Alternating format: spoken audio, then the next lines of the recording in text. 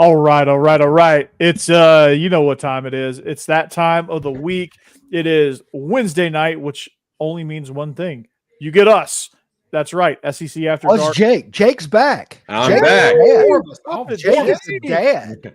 We've got our fourth amigo here. Yeah. We did the 3-man weave last week. Looked like last 2 weeks. Last 2 weeks. It looked like a JV basketball practice at some points with the 3-man weave, but we managed. But welcome back, Jake, and big congratulations. How's everything going in your dad life? Are you sleeping much or what?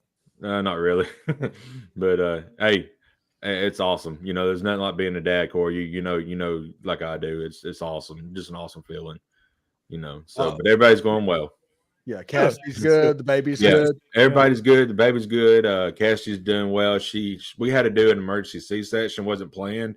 So of course she got cut open, but that's healing up really well. She's getting a little bit more mobility, so she's actually doing really, really well for it. And the baby's growing. We left the hospital. The baby was 7 pounds 2 ounces, and now she had her checkup Monday, and she was 7 pounds 10 ounces. So nice. she's all the growing. ribs for you, dear man. yeah. I'm gonna give her some meat and taters next week, I think. There you go. You know, what I'm talking about. She's getting that Alabama cooking. That's right. Get some Alabama white sauce. No, I'm just kidding. Don't mess around with that Alabama white sauce, man. You put that on some wings. Yeah. Speaking of wings, you can't get that Alabama white sauce on your new DeadSoxy socks. No, you can't. No. Say that 10 times fast. Okay, so if you want to support Ole Miss NIL, make sure you head over to DeadSoxy and purchase your socks. You can purchase them in packs of 7. They come in all different designs, Ole Miss themed and neutral themed as well, like the ones that Steve is holding up right there. I think those are the Juice Kiffin ones. There's a box over his right shoulder that he's pointing at. Steve is like Vanna White of this ad read. Got to love it.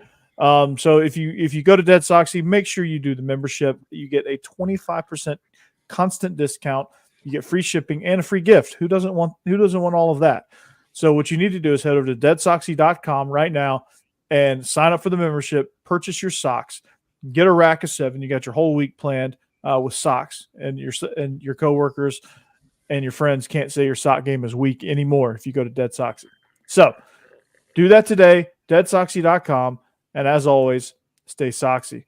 Also, I don't know how to bet on basketball, but betonline.ag has it. They also have NFL playoff stuff as well. Make sure they are the number 1 sports wagering site out there. If you want to bet it, they have it, including online casino. So, Jeb, if you like to play the penny slots, that's what we got. So head to betonline.ag right now. Sign up. Enter the promo code Bleav. That's BLEAV to get a 50% welcome bonus on your first deposit. Betonline.ag. It's where the game starts. And you know, Corey, it's time to get locked on pickles. Stewart's Cajun Pickles, that is. They offer a wide variety of Cajun spice products like pickles, green beans, okra, even carrots, and asparagus. This is a family company. Homemade on the Gulf Coast of Mississippi. Stewart's Cajun Dill Pickles have been pleasing pickle lovers for over 20 years now, and they've become the South's favorite pickle. These are truly the best pickles you'll ever have. A strong dill flavor with a Cajun punch, no over sour taste. And this being a small business, they strive to keep the produce fresh and local from the start and keep that final pickup product extra crisp and crunchy. By the way, Miss Tracy Ivy, Jared Ivy's mom, tweeted at me today and just mentioned that they were having Stewart's Cajun Dill Pickles with hamburgers tonight. They had the whole spread out on the table. So they tweeted it that way. So you can check my Twitter profile at @TheStephenWillis and see exactly what that looks like.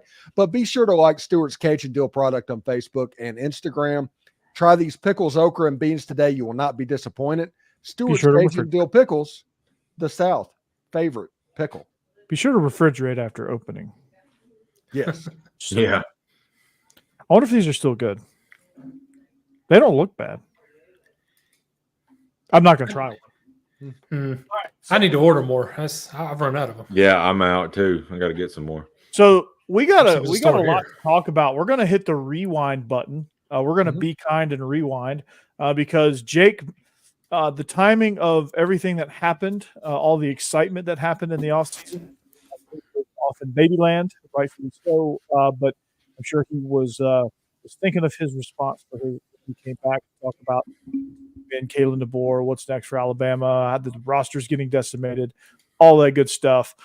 Jake, I'm gonna turn the floor to you, man. First, start with Nick Saban. Like, he retires. Were you expecting it? Like, what was going through your head when you saw that headline?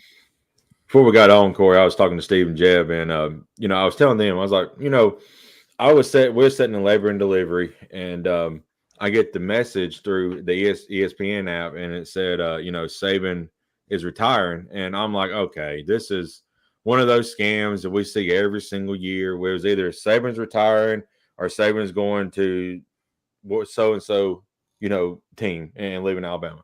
So I was like, okay, whatever. So I get to looking deeper, and I was like, okay, that was paid out by, I think it was Chris Lowe. I'm like, okay, maybe somebody's made a Chris Lowe account and like just put it out there thinking he's Chris Lowe. I went to Twitter or X, and I saw it's a blue check mark Chris Lowe, and I'm like, uh-oh, this may be something legit, And then next thing you know, it just started coming in, everybody retweeting it and all this and that, and I was like, okay, this is real. And I was like, I'm not in the situation where I can like grieve over this retirement. I'm waiting on a baby to get here, and so I was like, whoa, I was kind of I was not expecting it, Corey, to be honest with you. So it kind of shocked me, honestly. But what Saban said, he just tired of dealing with NIL and the transfer portal and all that. So I think he's getting out at the right time. What is he going to do at Alabama in the future? He's got a office above Bryant Denny. I don't know. That's the biggest mystery to me. I don't think he'll use that office a terribly amount of time. No, I don't think he will either. He's going to be like, hey man, he's like, hey man, I'm retired for a reason. I'm retired for a reason. I asked the Coke bottle. Yeah. So but yeah, I was kind of shocked that it happened. I thought he might have give it one more season because we had some talent before everybody jumped in the transfer portal coming back. There's been some leaders who stepped up from last year's team that said, hey, we're going to stick with this new regime. And so hopefully, we still have some leadership in the locker room. But I think the team was going to be a little bit more cohesive as a unit if Saban wanted to return for another season and retire next year. But I really think the hire Deboer is really good, and we talked about that next. Yeah, go ahead, Jeff. No, it's because I think he probably realized that anytime he decided to retire, there was going to be chaos after it. So oh yeah, I don't believe he wanted to go ahead and get it out of the way, and Alabama's going through a lot right now, but it's Alabama; they'll be all right. So, Jake, are you shocked at all at the way the transfer portal is completely eating up that program at the moment? Not really, because I talked about this when me and Stacey, when I was able to come back and do a live with on Top Talk Live. 20 years ago, you could sell your program by the history that you have. The rich history. Alabama is one of the richest programs in the rich history programs in college football.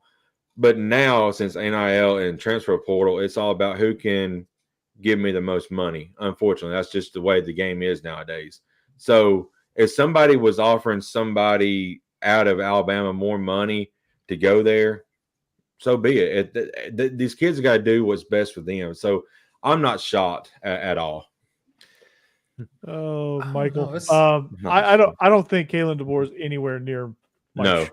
I think they're not in the same zip code. I really like the hire of Kalen Deboer, strictly because like the recruiting will take care of itself. There's things in place, systems in place that Saban had that makes that recruiting kind of almost self-repair, self-recruit. Kalen Deboer just needs to keep putting oil in the machine at this point. Mm-hmm. And he does a really good job of developing talent and getting guys to play above their level. So for Washington, it was getting 3 stars to play like 4 and 5 stars. Well, now he's going to have 5 stars and he's going to get them to play like actual 5 stars. No. That's a trap. And that's the same thing that they did with Mike Leach over and over again. was that, okay, he can't recruit well, but he can get in our system and all of a sudden he will recruit well. Can you imagine what Mike Leach will do with 5-star level players? I mean, that was the argument whenever he moved up a level, and it never happened. He didn't recruit those players at Mississippi State, at Washington State, at Texas Tech. At a certain point, and I think this is honestly the case, whenever you hear over and over again that Kalen Deboer is somebody that is going to be able to beat you with a lower roster than who he's playing against, basically what that means is he's not recruiting at a strong level. So what Nick Saban was doing, and I'm convinced about this, let's take Caleb Downs. You take Nick Saban, even coming when he came from Michigan State. Let's say he got the Alabama job from Michigan State. We're talking 2000 Nick Saban. Caleb Downs is not playing at Ohio State. He's at Alabama right now. He doesn't leave. And I think that there is going to be a recruiting glitch that happens, and the talent. Now, we're talking about Alabama might not have 74 4- and 5-star players. They might have 35. And that's the difference that I'm getting at. It's going to come back down to the pack. But at a certain point, when everybody talks about how this person has a worse roster than who he's playing, that kind of means that he doesn't recruit very well. Well, I know, and I got to thinking about it, and that is a really good point as well. But I don't know that Washington has the same resources that he's used to. Maybe we'll see kind of a full cycle. This cycle is just kind of hang on for dear life, and most of the hay's in the barn anyway. But his first full recruiting cycle, we'll kind of see how he adjusts to the increase in resources that he has. Does Alabama take a dip in recruiting, or do they? I mean, they're going to take a slight dip. It's going to happen, but how big is the dip? Is it going to be like a canyon of holy cow, what the heck's wrong with Alabama, or is it going to be okay, he's creating a plan for okay, I have this much more money in the pot for recruiting. I have this many more people. I can go see this many more recruits, and I can do things a lot differently than I did at Washington. I don't know what his thought process is. He needs to do is go back in time to when Nick Saban got to Alabama, just start from scratch.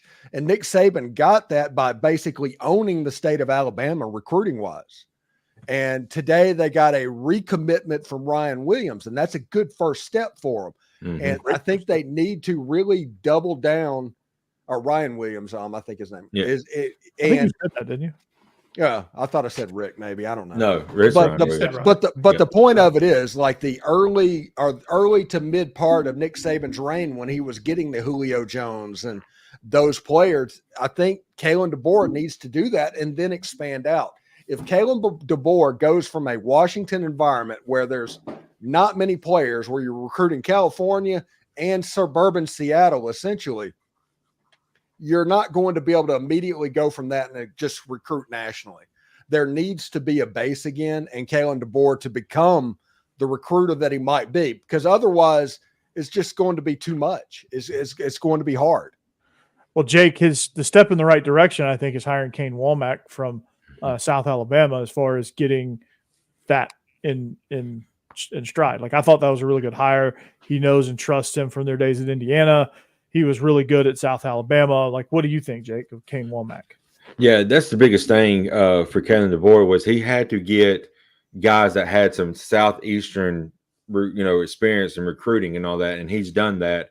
And one of the cool things about his staff he's assembled, Kane Womack, as you talked about, Corey, he was a head coach at South Alabama last year, and then he's also hired the former head coach from Buffalo, who was their head coach last year. He's got 2 former head coaches on that staff. So I think, the staff he's assembled is really, really well. Getting Ryan Grubb and the wide receiver coach Shepard to come in with him, I think is really going to help offensively. Defensively, I've been saying this to some guys, the way it's set up and the way college football is going, defense is like a bend but don't break type defense nowadays. You don't have Georgia's an exception a few years ago when they only gave it 8 points a game. That was probably one of the greatest defenses ever assembled. Yeah. Yeah. You don't have that type defense much anymore. So I am perfectly fine winning ball games 56-45. It's all about offense now, and you got to have a true leader at quarterback to do that. The biggest question is, can Kalen DeBoer and that staff, Ryan Grubb, all them, get Jalen Milroe to that next step, or somebody behind Jalen going to take that next step over him and be that guy? So it's going to be interesting spring and fall camp coming up in summer to see what happens. Well, they're going to have to compete with the Vandy State Aggie Doors. Mm-hmm. So that's going to be a tough matchup for them. Yeah. I think Vanderbilt has to do the chance to do the most hilarious football thing in the last 15 years. Completely completely take over a program and bring it back like conquistador style, like wipe out their program and bring it back to Nashville. No. And then beat Auburn. Have the same people that beat Auburn with New Mexico State come in and beat them with Vandy. No. I mean, that could happen. Diego Pavia going 2-0. No, QB1, man. In Jordan Hare. Mm-hmm. No, that would be God. It's like a home game for him. Michael, here's the thing. You make a good point. Does 9-3 or 10-2 put him on the hot seat? For a lot of Alabama fans, potentially, but it better not. I mean, that's for the sane Alabama fans, it shouldn't, because we're not going to have that same. Now, if we get one championship, national championship, or two even with Kalen DeBoer, I'm perfectly happy with that. I'm not going to be expecting 6 in 17 years like Saban had. That's just the expectation is way too high for that. You got to bring those down. I don't think that people should expect 6 playoff appearances in 17 years. And that doesn't happen because Alabama's football is just like Kentucky's basketball. They're going to have playoff expectations, and they're probably sitting there going, it's like, okay, we'll be okay. Making the playoff right now isn't good enough. We need to make to the semifinals.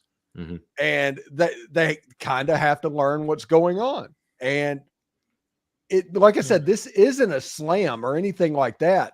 It's just Alabama fans that haven't had to deal with what the rest of us go through on a year-to-year basis, finally having to go through that. Mm-hmm. For the first time in 17 years. Yeah. Right. Yeah. And will fans be able to lower their expectations back to the reality the rest of us have to have? Yeah. And coming off a national championship game appearance, I mean, even they're like, okay, well, Kalen DeBoer, you just played in the national championship. Like, you're expected to come in and do that for us. And our 5-star guys will win you a title is kind of the thought process. Yeah, if you could do it at Washington, you better be able to do it here. Yeah. Yeah. I mean, the Harvey Updots out there are not going to allow us Alabama not being in the playoffs every single year. That's just what I'm waiting to see what happens. When we have that struggle season where we're going to win 9 to 10 games and miss a playoff. Yeah. So, I mean, and they're going to expect Jalen Milroe to be Michael Penix Jr. Right. Here's Michael. Go ahead. Real quick. Michael, I love it. Yeah.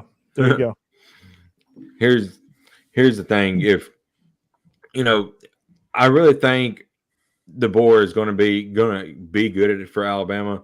It's just we got to give him time and let him get his system in place. We got to get it completely away from the Saban system and let Kalen DeBoer do his own thing. Whether or not the boosters allow him to do that would be a different story.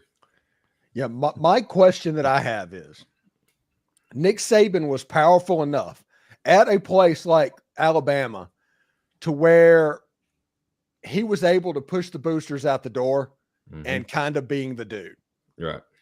And once Nick Saban was gone, those people that were in control when Mike Shula was calling the shots for Alabama, all of a sudden they're going to come back and try and get control again. Is a man from South Dakota, from Washington, does he have enough power to say, no, this is mine? Or is Bear Bryant Jr., I'm just saying that name, of Paul Bryant Jr., all of a sudden he has the gravitas to get it, whatever he needs to get done? Right. That's a very good question. I mean, and if they do that, Jake, y'all are gonna turn into Auburn. Yeah. Where it's just boosters run amok and ruin the program. For your sake, Jake, I hope that doesn't happen to you, because it's just completely ruined places like A&M and Auburn. Yeah. I would say, for a while. I would hate to see that. Yeah, I would say Deboer has a chance to make a statement in the third game next year, and that is against Georgia. They get him at home. If he needs to come out with a fire, the team needs to come out with a fire. And if they beat Georgia, then maybe some of this will be like, okay, maybe Alabama is still the old Alabama. But I'm like, Stephen, like, your point, how's Alabama going to be 2, 3, 4 years down the road? That and the recruiting, once the players there now, like you said, Corey, or 4- and 5-star talent, they're really, really great players. How are they going to be 3 or 4 years from now when Kevin Deboer has several of his recruiting classes in there? How are they going to be? Yeah, and that's going to be the determining factor, right? Like, that's really going to tell us a story. Like we don't know that he can't recruit. Maybe there's factors in place that prevent him from doing so. Mm-hmm. Like he doesn't have Nike backing him. He doesn't have the Southern California allure that UCLA and USC does, or he's trying to go into Texas and compete with the Longhorns, and like he's like we don't know the factors involved, all the factors involved with his recruiting. We knew that Mike Leach detested recruiting because he was in a recruiting hotbed state at Texas Tech, and he still refused to recruit. Right. He just doesn't like doing it. We don't really know that about Kalen DeBoer, but we'll soon find out. Yeah, because this conference is unforgiving. It's not a situation to where if you can't do it, you'll be all right. If you can't do it, you'll be exposed. Mm-hmm. And at a place like Alabama, you probably, if you get exposed, they're not going to suffer you very long, and you'll end up being Ray Perkins, and then they'll go after their Bill Curry. Yeah. And is that James Franklin? James what would you do if they hired James Franklin? Yeah, I hope not. That was the most random name I could think of.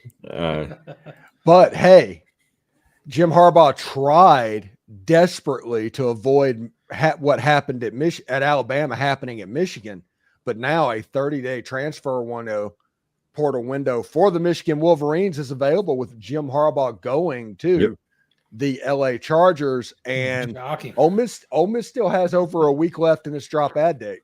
Mm-hmm. And so they might not be done.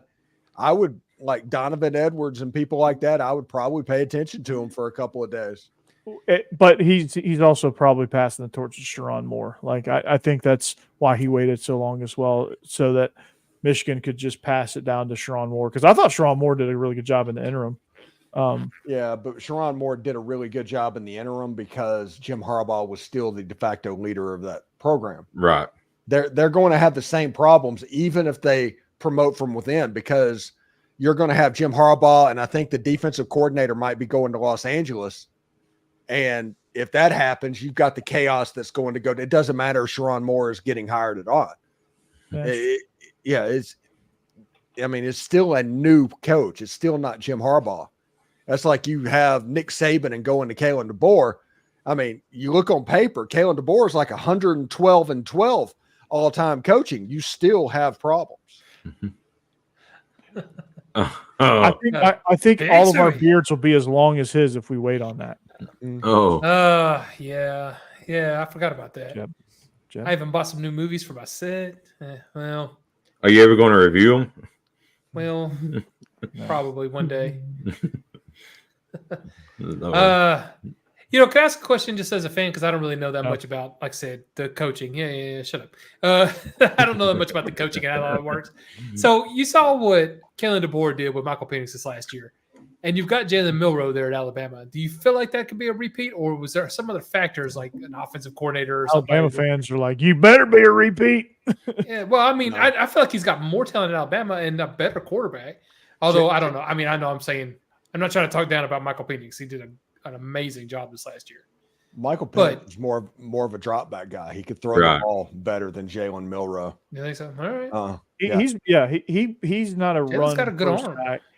Penix is a guy that runs because he has to, and is good at it, but doesn't want to. Milroe has, he has his pauses that he does. He's got a beautiful deep ball. And he worked on his intermediate game as the season progressed. But the biggest thing with Milroe is his pre-snap adjustments. If you see five guys or two extra defenders on the right-hand side, you got to shift the line that way, and he doesn't see that. I mean, how many times did they get a free rush, or Michigan get a free rush in the championship game or the playoff game? So, apparently 5 times. Yeah, 5 times. Yeah, 5 times. He raised his hand. Right. That and he too. never saw it, and it just got lit up. So he's got to work on that if he wants to make that next step. But Ryan makes Grubb's sense. going to help that, man. Ryan Grubb, the play calling, I think, is going to be tremendously better. I mean, you saw the evidence is there at Washington, with the play calling, the play designs, the situational. They did really well situationally. Is the reason why they were in the national championship to begin with, because there were some games that they should have lost that if they didn't, I think there was a couple games that Grubb won them because he put them in good situations and really got one over on the defenses that they were about to lose to. So I think for that reason, he'll improve. I don't know how much, but I'm not saying he's going to be Michael Penix Jr. Because they're two totally different styles, but I think he will be a lot better than he was a year ago because I think his coaching will be a lot better. Now, how much difference that's going to make, I guess we're about to find out. But I think I really like Brian Grubb's here. Tommy Reese is going to the Browns, by the way. I will say, I'll say two more things about this. Kalen Deboer is 5-0 all time against Steve Sarkisian and Dan Lanning. So two of the best coaches in college football right now. So that's positives. And the other thing is Michael Penix came to Washington from Indiana and could not get on the field and stay healthy at Indiana, and then became under Kalen Deboer. He played with Kalen Deboer at Indiana. Yeah, he followed him. Tore both his knees. Yeah. But again, Corey, Ryan Grubb kind of helped Kalen Deboer develop. They had a better strength program, I think, too, at Washington. Yeah. Alabama, if you're looking for somebody that you need to pay attention to, Deuce Knight is the quarterback you need to pay attention to. That is the recruit that Alabama is trying to get. Yeah. That's Michael Penix. That's who you need to pay attention to. And speaking of which, 40% of the Joe Moore award-winning offensive line, it looks like they're getting ready to transfer to Ole Miss. So that's just another thing we need is really good trench players. So did y'all just eliminate the scholarship count? I mean, how are y'all recruiting everybody? That just doesn't make sense. We're Did you recruiting lose 50 everybody. people to the NFL? We're going to lose people. We're going to process people out. They'll be at the 85 number. Did you guys get a special waiver like the Army and Navy where you can sign where you have 175 scholarships? Because we can't bring anybody in. We're at the limit because nobody pays for going to the military academy. Everybody's on scholarship. That's what I mean. You show up to Ole Miss and you're on scholarship.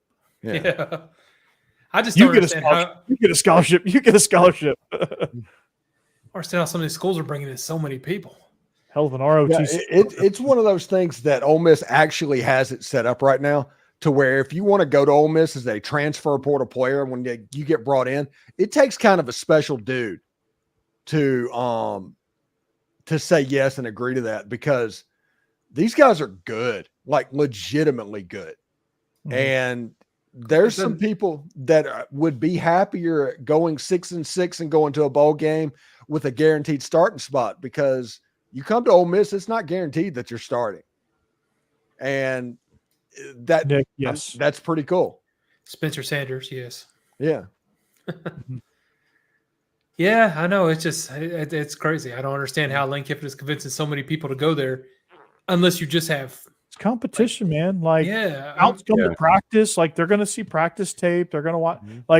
Practice is practice. This is the Nick Saban, Kirby Smart, Lane Kiffin, Steve Sarkisian model. Practice is highly competitive. It's harder than the game. Harder than the games. Yeah, the most talented quarterback on that campus is Austin Simmons, and he's basically a 3 inches taller to a Tagovailoa. That's what he is, and he's sitting third string right now. I mean, it's tough, man. And you go and you get the best of the best, and you go ones versus ones, man. That's true work right there. And there's a reason why these guys at Georgia develop There's a reason why guys at Alabama develop. There's a reason why Ole Miss is starting to get that way now too. It's because now your scout teamers are better coming in, and they're going against the number one defense or the number one offense, and they're getting those reps, and they're improving drastically. I'm going to find something real quick. The brand's up right now. They did a thing, and I had it for essentially Ole Miss only, so I apologize for that. But they did like the top 10 games in the country, the games of the year. If y'all think about that. It's just Ole Miss's schedule? No. But the Ole Miss Georgia game was in their top 10 games of the year. Yeah. And right now it comes in, Georgia's favored going into the line. This is from FanDuel Sportsbook. Georgia's favored by 3.5 points in that game. They got the over-under at 54.5. Granted, it's 9 months away, but I'm going up on that over-under. I like where the spread is, honestly. I'm taking the same game. I'm taking Georgia and the over. Carson Beck he's coming back and he's throwing dots, man. Who's he going to throw to? It's just not fair. London Humphreys, Sokovie White, Ra Thomas, Dominic Lovett, Oscar Delp. He's going to turn and hand the ball to Trevor Etienne. It's going to be a fantastic game, but honestly, Ole Miss, when you look at their schedule and you do W's and L's, looking at Ole Miss's schedule, there are no guaranteed L's. You got W's and toss-ups is where Ole Miss sits for 2024. That's good. When's the last time you could honestly say that as an Ole Miss fan? Not in my lifetime. Yeah. Not in my lifetime. That's true. Steve is enjoying every bit of this. Oh, every bit of it. And all of my fans that tune into the Locked On Ole Miss podcast, we are going to party for the next 12 months and do all of that. By the way, I had my first meet and greet as the host. I saw that. Yes. Jeb, you went too, didn't you? I did. Yeah. No. So we got some free beer, some free food. We talked a little ball. Nachos. Yeah. And like people drove like over an hour to be there to meet. It was like, it just blew me away. Yeah. And that was so much fun. I guess I need to do that a little bit closer to the state of Mississippi in the future. But for 36 hours notice for Lakeland, Florida, able to string that many people together was pretty cool. It was actually a lot of fun. It was really interesting. Even though I'm not a Ole Miss fan, but that's all right. It's still fun. Explosive defense. Yeah. So, Vandy, Clark Lee calling the shots at Vanderbilt, man. It's like they're going to get after some people. I don't know. They're going to be severely like lacking in talent, but it ain't going to be for lack of scheme and lack of toughness and lack of effort this time around. I think the way he calls games, I think he's realizing that he can't be a robot. Clark Lee, he brings a lot of pressure. I am Clark Lee. I am a robot. I just want to see Jerry Kill when he looks over at Hugh Freeze. Oh man, I think he's just going to stare at him the whole game like this, just not move. Just going to stare at him. It's going to be kind of like the Bourbon Bowl with Coach. Yeah, he just freaks out whenever he sees Jerry Kill just standing over there looking at him. Yeah, he's gonna be like, "Oh God." Yeah. Talk about all the coaches that are bolting that bolted at Auburn. We talked about that last week too.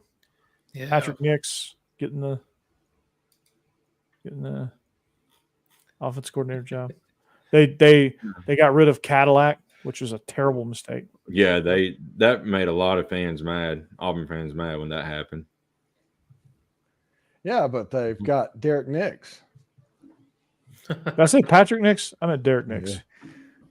A little over a 6-hour drive for me, and plus would have been half blind, and a mix of liquor is not good. Yeah, I understand, James.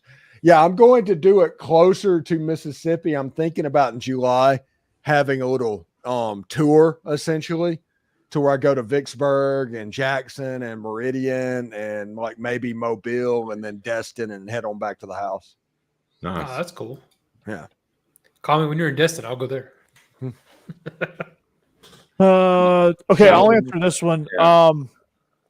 Shane Beamer is one of them. Shane Beamer. I think Clark Lee's seat is red hot. I think that's why you're seeing him do what he's doing right now. I think that's why you see him finally taking over the reins. Sam Pittman. About that. Sam Pittman for sure. Sam Pittman his seat scalded him. And Billy Napier sit back in it. Oh yeah, Napier. And I don't care what anybody says. Kalen Deboer has a little bit of a hot seat from year one in the first game. There is no honeymoon. I think they give him a year. I think Hugh Freeze's seat will get a little warm. Well, they got to win 8 games this year. Yeah, if he loses to Vandy, which is going to happen. Actually, I would love that. Please. So Napier seems like a confusing one because looking at their schedule, you think they're going to lose a lot, but they're doing really well in recruiting. So I mean, do you fire a coach like that? They're going to go 2-10. Yeah, they're going to lose a lot this season. Do you not know who they lost? They lost a bunch of guys to the portal, like a bunch of difference makers to the portal. Well, yeah, that's true. And their schedule. But they're bringing in some big recruits. I don't know. It seems tough to like fire somebody if you know you're getting because you're going to lose those recruits. It's a wrap. No, you can get the recruits back if you hire the right guy. Like you can't you can't do that.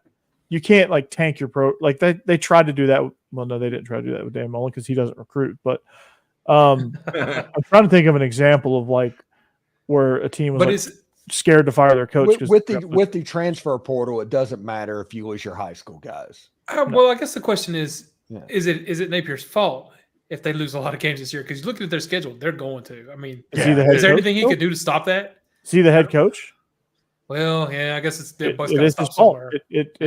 That's the position he signed up for. Like he's responsible, and would Florida hire Urban Meyer? God, they probably would. Yeah, probably. They probably would. Want that to happen and really don't want that to happen at the same time. Nah, it ain't the same, Urban. Well, then in that case, I want it to happen. Yeah. Give that guy an AR-15 and we're ready to go. Yeah. Oh, God. Literally. I don't want to get off topic, but, going to NBA at the dark here. What about Milwaukee Bucks firing their coach? And they win 30. They're 30-13 right now. And they fired him to get Doc Rivers. I mean, that was insane. What did he do? The only way I can explain that is it's the NBA. Yeah, that's true. Oh, well, it's a good Budenholzer or whatever his name was.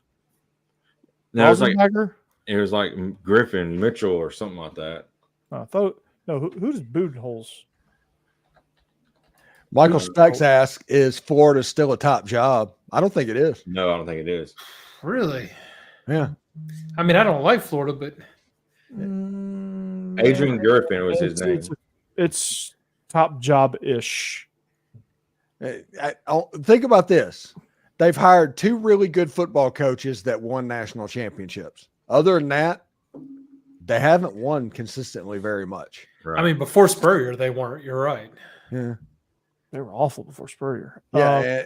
And then you got the Urban Meyer thing, and Urban was able to pull it together. Yeah. But after that, nobody else has been able to do it. And like at Alabama, every coach that has coached at Alabama has won at least 10 games or something like that, some ridiculous stat like that. Yeah. You can't say that at 100 years. Yeah. Yeah, that's a good point. I think a lot of people would say it, but in reality, it's not. I think a lot of people are like, oh, it's Florida. They're in the state of Florida. But Florida State is now re-eclipsed Florida. Yeah, I think that's true. As the top dog in that state. Yeah. And one of the things I keep seeing, talking about, is top jobs and stuff. People saying that Auburn's still a top job over Ole Miss. I just don't see that anymore right now. Not anymore. I mean, it used to be. It used to be for sure. But, used to be, but Auburn's another weird place. Like they just it's. I think it's more top job-ish, but I don't know. It's hard to explain. Yeah, it's almost like a job. Like, it's a great job, but it's one that a lot of coaches probably wouldn't want, right? Or at least would think twice about before taking. Like if you look at the rosters right now, and both jobs were open, and you got interviewed by both jobs and got offered, which one would you want to go to? It'd Do be you get Ole to keep Miss. all those people they're bringing in through the transfer portal? Let's just say yes. Yeah. Then Ole Miss. Right. Of course. Yeah. Of course. Ole Miss roster is like 10 times better than Auburn's. Right. Plus, Oxford is beautiful. Yeah. I would live there. Yeah, Auburn is like the example of the program. They were born on second base and thought they hit a double, Yeah. or act there you like go. they hit a double. I mean, as a program, that's what they are. Mm-hmm. Yep. And because everything is like, it's like Cam Newton was really good and you won a national championship. They are still living off of Cam Newton winning that national championship. And that's been what, 13 years now? Yeah, and I they're think we going made a to. mistake firing Gus. Oh yeah, I do too. Oh yeah. He was good. Winning 9 games a year for him. He And, was good. mm-hmm. He was good for them. He was just a little bit different. He'd frustrate you at times, but like he was good. He figured out how to beat Saban. Yeah. The only one that could do it. Right. And they fired him. And they fired him. That's is A&M a top job? I won't want to deal with a Colt. I don't think so. No.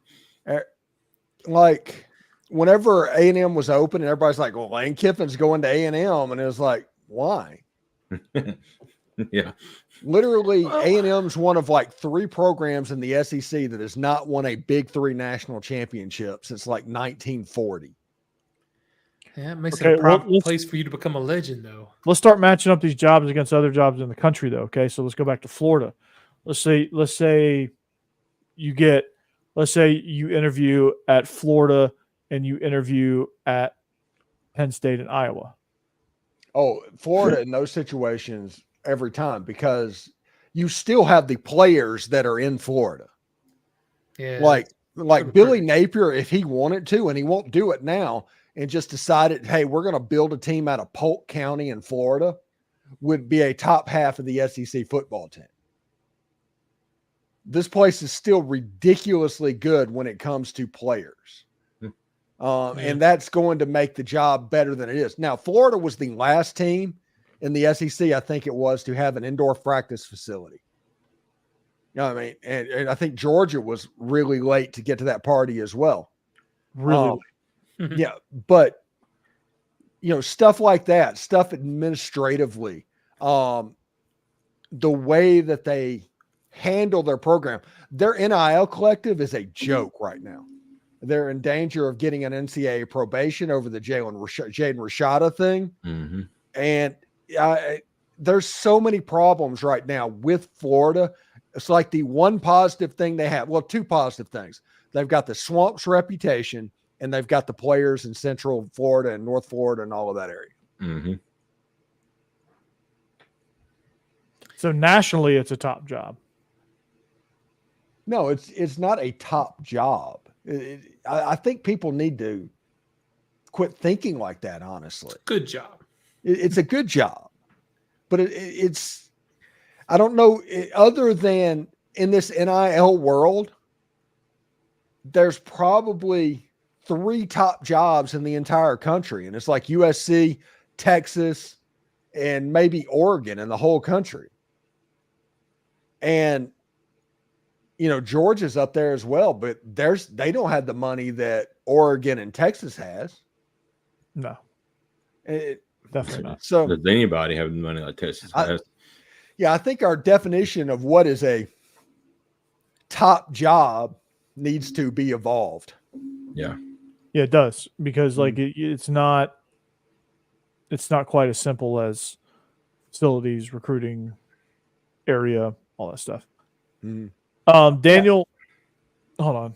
I've never seen anything about it. NCAA violations. They were minor. Like they had a non-counted coach coaching in practice. He coached in a drill, got caught.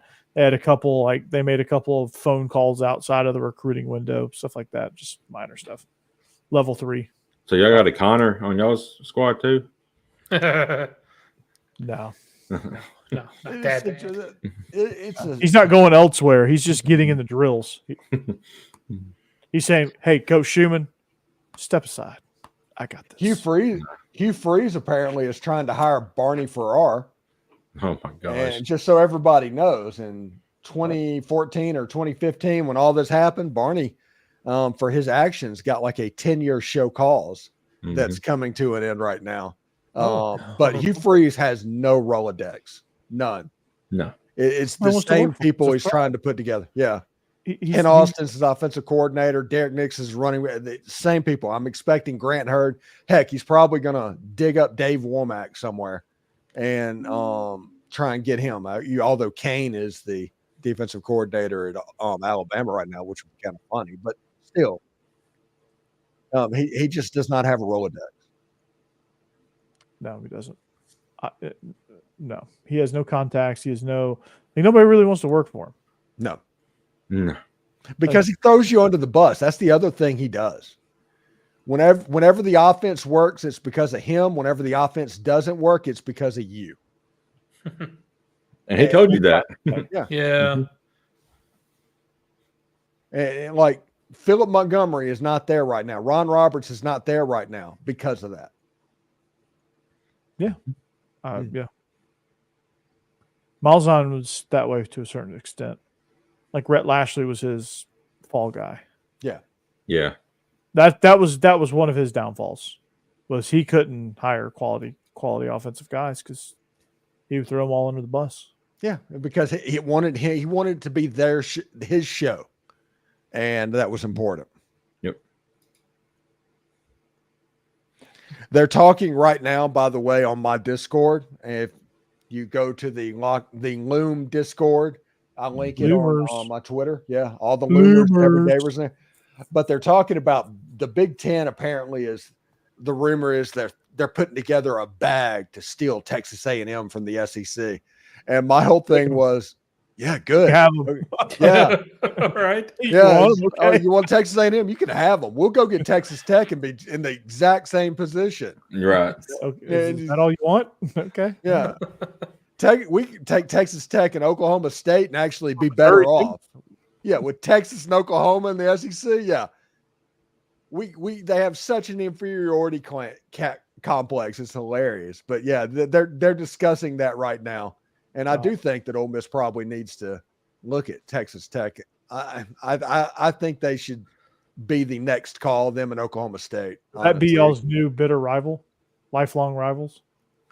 Ole Miss played Oklahoma State and Texas Tech more than Tennessee since like 1995. I know. That's why I said that. Yeah, it's ridiculous. That's your new secondary rivalry. Yeah, and Ole Miss is beating the hell out of Arkansas right now in basketball. Basketball. They still play. They play that. What's that? What's basketball? Hey, it is an enjoyable secondary sport. Yes, it's a secondary sport where I get a third of the views of football videos, and everybody's like, "Why haven't you transitioned over yet?" And it's like, because I get a third of the views. I'm gonna get y'all at Dalton Connect. That guy's good. I stick basketball segments in the third segment of. Yes, always in the third segment. So if your people are loomers, would that make mine lovers? Yes. Oh. Yes. Right. That's the way you need to think. All right. Locked On is for lovers. There we go. I've done all the work for you. There you go. And cut. And scene. Insane. Yeah. So Georgia doesn't suck at basketball. I'm pretty stoked about that. Yeah, Ole Miss doesn't suck either. They just have this dichotomy where they're really good at home and they struggle on the road. Of course, now part of struggling on the road is they played the two best teams in the conference in their place. Winning on the road in the SEC is tough anyway. Yeah. Did Alabama beat Auburn? End up beating Auburn? They're up by 2 with 3 minutes left to go in the game. What do you call that? They were up 14 at halftime, so it's Iron Rim matchup. Mm-hmm. Iron Rim. All I know is I hate rooting for Alabama. Isn't most rims iron rims? I'm trying to think of iron and something. Yeah, they got a iron ball. I think they gave the trophy in tonight's game, right? For the Iron Bowl. Jake, did they? Oh, did what now? Doesn't Alabama do something where the Allenboro Trophy is actually given at the basketball game? Whenever Something like that. Yeah. They claim it's the Iron Bowl of basketball. So yeah, it's do they give it to themselves every year?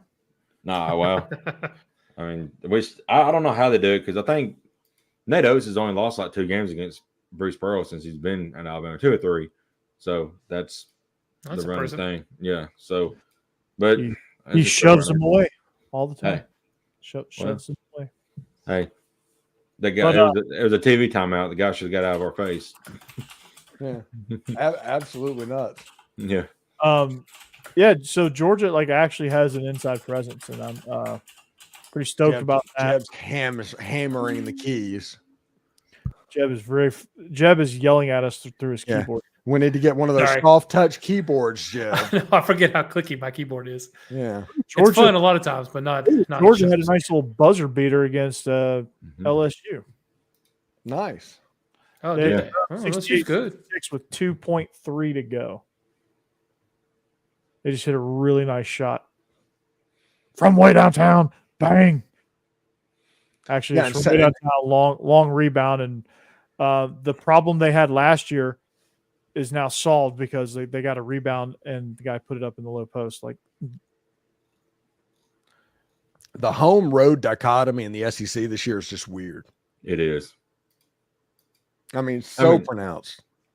I mean, didn't Kentucky just get beat by 20? South Carolina. I mean, it is so weird. That was funny. Yeah. But I still think Auburn, Tennessee. I think it's really Tennessee is the top dog in the SEC right now. Well, Tennessee Kentucky and Auburn. Tennessee has a bye on Saturday. Yeah. I mean, no, they play Vanderbilt. Yeah, so we played this weekend, I think. Which is the same thing. Yeah, there you go. Vanderbilt, they're awful, and they find new ways to be awful. Well, it's not surprising because they don't have anybody they have nobody that can attack the rim except Ezra Mannion, and they have nobody that can get rebounds. They have nobody that can dominate the paint. No, I don't mean surprising based off their roster. I just mean surprising that they've gotten to this point. I mean, Jerry Stackhouse is just he thinks that because he's Jerry Stackhouse, all these recruits will flood in. Yeah. And he's not. Before we get out of here tonight, we're getting ready the championship games of this weekend. Who you got for Super Bowl predictions, everybody? I'm going bold here. I'm going Ravens versus the brand new Lions. Nice. I like it. I want to see the Chiefs versus the Lions. I don't know why. I just do. Sorry. I want to see Lamar in the Super Bowl. Yeah, I think the Ravens are going to win it all, I think.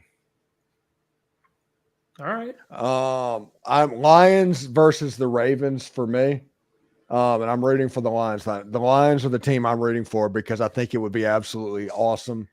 Much like when the Saints won the Super Bowl, I'd like to see the Lions win one. So if we're all picking the Lions, that means the 49ers are winning, huh? Yeah. I saw something funny that said the Lions in this century lost all 16 games and still made a conference championship game before the Dallas Cowboys. That is embarrassing. Yeah. Have an 0-16. Yeah. God. They got issues in Dallas. Terrible. Yeah. And let's just be honest. We love it. Mm-hmm. Yeah. Oh, yeah. It's hilarious. We love that the Dallas Cowboys have issues. It makes it. Why are they called America's team when half America hates Roger Staubach. That's it. Yeah, I was gonna say they got that many years ago. Right. And just never gave it up. Kind of like why the Steelers have so many people that travel all over the country because of all the bandwagoners that happen whenever they had their Brady run. Right. Just remember, when you're 70 years old, there's going to be a ton of Patriot fans everywhere. Yeah, that's true. Jeb, what do you think about our new coach, the Titans? I don't know. I like the hire. I do. I wanted them to get an offensive guy, so I like that. But I just don't know enough about him to really know because he's young and who knows how it's going to go. they're giving apparently all the control over to the new GM, Right. Rand Cawthorn. So we'll just, I mean, the last one screwed up our roster so much that he's got his work cut out for him. But we'll see. We'll see. We'll find out from the draft. I'll be honest with you. Quarterback this year. What? Who are the Titans drafting at quarterback this year? No, I hope nobody. I think Will Levis has established himself. They're drafting J.J. McCarthy. Oh, God. That would absolutely fit Tennessee. That'd be what we do. No, we need offensive linemen in a bad way. That's what I'm saying. That's how I'm going to know if I like this guy or not. If they get Joe Alt or Fashanu, I think is his name, one of those left tackles in the draft. They're going to get some. Then I'll know this is my guy. They're going to get some random Big Ten offensive lineman in the first round. They're going to trade up for J.J. McCarthy in the second. No. Yeah, and that's when I'll know it's done. It's going downhill. Yeah. Or they'll make a trade with the Raiders for Aiden O'Connell. They got to trade away Derrick Henry. No, I think his contract ran up at the end of the year. Oh, he's a free agent. He's a free agent. Derrick Henry just feels like he's going to end up with the Ravens, right? That's the best place for him, honestly. They the best fit for him, but they couldn't work out a deal in time. Yeah. I think Amy Adam Strunk, they said, killed the deal. Yeah. Which honestly, I liked having him around. I love Derrick Henry. I hope he stays, but I don't think he will. But and his Super Mario 3 tail, I mean, I like it. Yeah. I really like Derrick Henry, and you're going to get one on the Chiefs next year, probably. Really? Mm-hmm. Or the Cowboys. Yeah, I could see that. Man. Cliff Kingsbury is the offensive coordinator for the Raiders. The Raiders. I like Antonio Pierce. I'm glad they rehired him. I do too. Antonio Pierce actually coached Matt Corral in high school. That is so weird to think about. That is weird. Wow. Long Beach Poly? Yeah, he coached at Long Beach Poly. Hey, Matt Mom. Corral went to Long Beach Poly? He did.